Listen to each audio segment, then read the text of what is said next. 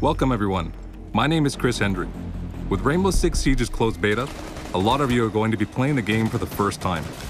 Here are 5 tips pinpointing key behaviors and strategies to use while playing.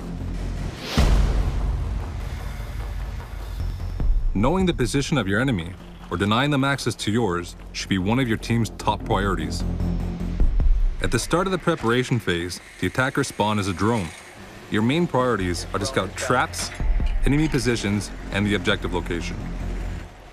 As the prep phase comes to an end, it is ideal to try to put your drone in a spot that is hidden. This will ensure it stays alive. As long as your drone is alive, you can use it to help your team by tagging enemies. Tagged enemies have their names shown through walls for duration. When playing as a defender, you have access to a number of security cameras.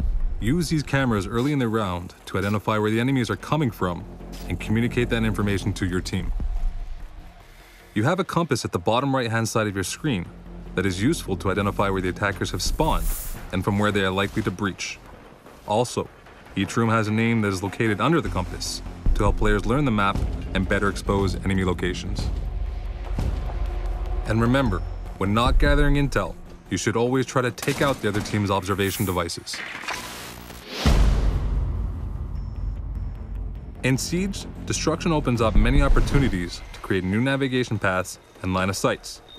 Understanding the map layout is just half the battle. You need to learn how to use destruction efficiently in each of them.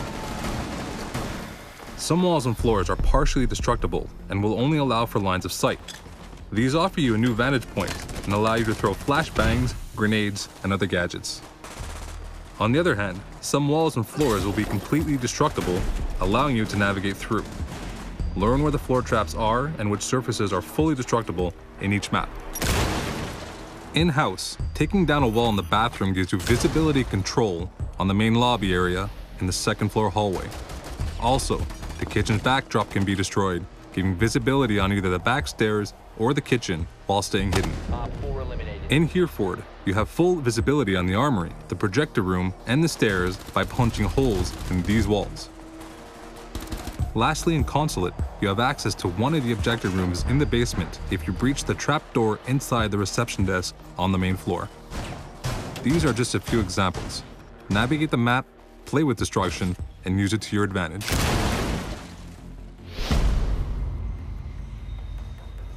The game is built around a unique pick system, which means that no same operator can be selected twice during a round.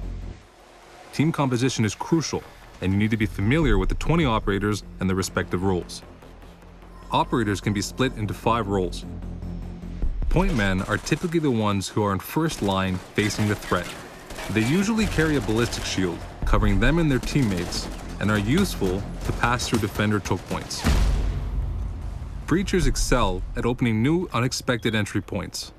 They carry a specific gadget, giving them a unique breach option that no other operator has. Trappers specialize in turning the place into a deadly fortress. They carry booby traps that can be fatal to any careless attacker. Blockers hold a gadget that will greatly slow down the enemy. Contrary to trappers, blockers' gadgets are usually non-lethal but can neutralize the attacker's weapons and tools. If you're more into assisting your team, you can play as a support. For instance, these operators either specialize in providing intel, extra armor, or reviving their teammates with more efficiency. Finally, keep in mind that each operator has a different level of speed and armor. Characters with more armor will be slower, and those without will be faster. At the start of the preparation phase, decide which areas of the map you want to completely zone off. These sections should be heavily fortified with barricades, barbed wires, and well-placed traps. Attackers who take these paths will see their progress slowed and ultimately be exposed. Listen carefully, as you will hear enemies walk through barbed wire and break barricades to get to you, giving you some indication to their position. Completely barricading yourself in the objective room might be your first instinct when playing as a defender, but is not always the optimal strategy. By doing so, your team gives the attackers full freedom to close in on you, like fish in a barrel.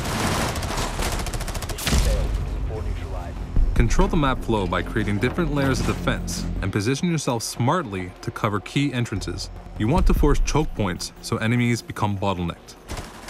Wooden barricades are unlimited, so don't hesitate to optimize your defense throughout the round. Remember, keep a path open in the objective room if you need to retreat quickly or need help from your team. The clock is the defender's best ally. The more time that passes, the more pressure the attacking team feels. Therefore, the less time that is left in a round, the more chances attackers will make mistakes as they become rushed and disorganized. As a defender, try to slow down the attackers by using all of your tools, traps, and gadgets. By smartly covering all the potential entry points close to the objective, you run the clock and put pressure on the attackers to make a move. If you're the last defender alive, and the remaining time is close to 0, then you might want to hide somewhere near the objective and wait. Certain operators like Smoke can often delay the clock a great deal and win the round without even shooting a bullet. As an attacker, you want to create chaos, panic, and misdirection for the defenders. Observe where the defenders are positioned and create diversions by using grenades and breach charges to form a coordinated attack. During the confusion, try to close in on the objective. A great tool is Fuse's cluster mine that punches a small hole in a wall and unloads 4 grenades in one single room. This will force the defenders to get out of the way and leave them exposed.